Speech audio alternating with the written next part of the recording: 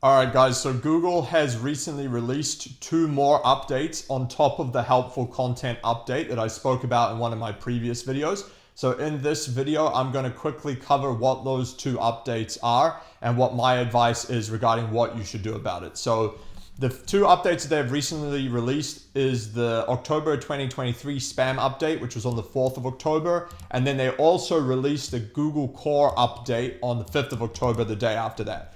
Now, if you have a look at the Google search status dashboard here, you can see that both of these are still pending, which means they're not done.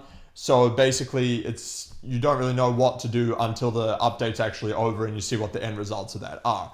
However, I'll quickly cover what each of these updates are supposed to be doing and then what I think you should do about it. So firstly, the spam update. This update appears to be typically targeting what Google considers as spam content, and it seems to be primarily focusing on a lot of foreign languages like Turkish, Vietnamese, Indonesian, Hindi, Chinese, and some others they claim here.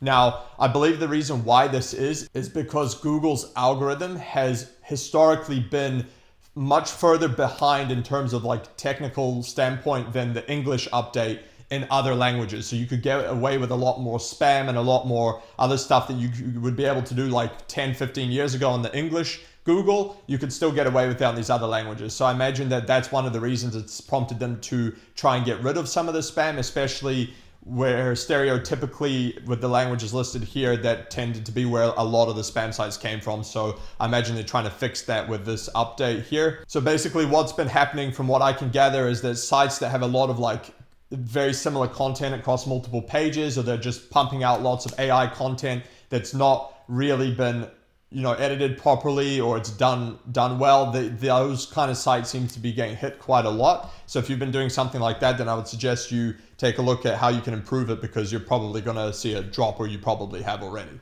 Now, the second one is the Google Core update.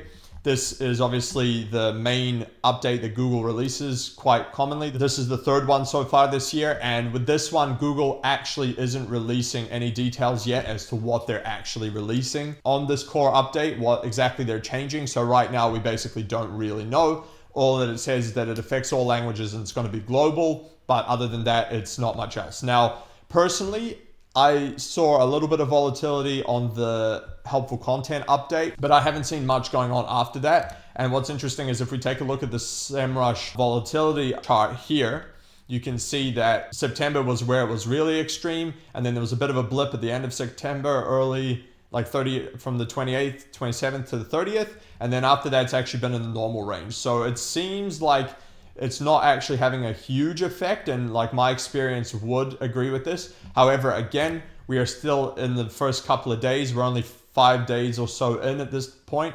So this will probably last another week and a half, at which point we'll probably see some more results from these core updates and what's actually going on here. So that's basically the overview of the information that's available that I found that's actually useful.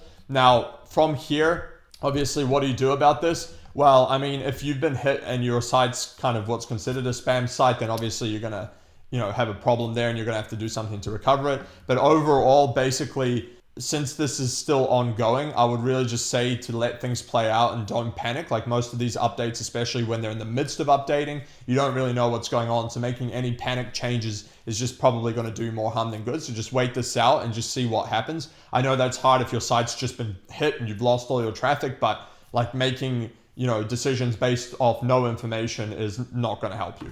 Now, the second thing I would also probably recommend is to just reduce things that may seem spam-like.